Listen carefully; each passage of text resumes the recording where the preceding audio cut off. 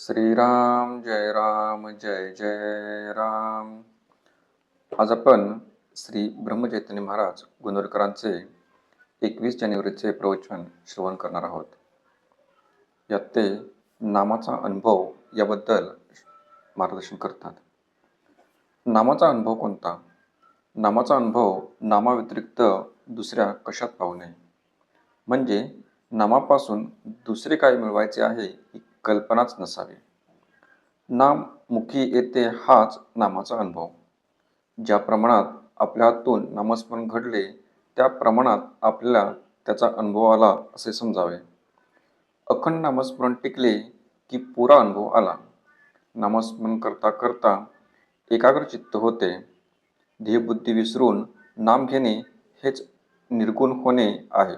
मी कोण आहे हे कसे ओळखावे? मी कोण आहे हे ओळखायला जडाने म्हणजे वाचनेच नाम घेण्यास सुरुवात करावी आणि ते नाम अखंड घेण्याचा प्रयत्न करावा. मग ते मनाने आतल्या आत होऊ लागते. पहिल्यानेच आपल्या प्रयत्नाने मनाला नामाचे वळण लागण्याच्या नादी लागू नये, कारण ते फारच अवघड आहे. नाम घेता घेता देहाचा विसर पडल्यावर मी कोण आहे आणि देव कोण आहे आपोआप कळेल. भगवंताच्या नामाचा नाद लागला तर दुःखाची जाणीव कमी होते. दुःखाची जाणीव नसल्यावर दुःख आले म्हणून बिघडले कुठे? काळोख्या रात्री जशी काठी आधार असते तसे संसारात नाम आहे. खाचखळगे काठीच्या योगाने टाळता येतात, तसे मोह, लोभ इत्यादी संसारातल्या अडचणी नामाने समजतात आणि दूर करता येतात. विस्तवाजवळ तूप ठेवले की ते वितळते, तसे नामाची शेगडी ठेवली की अभिमान वितळलाच पाहिजे.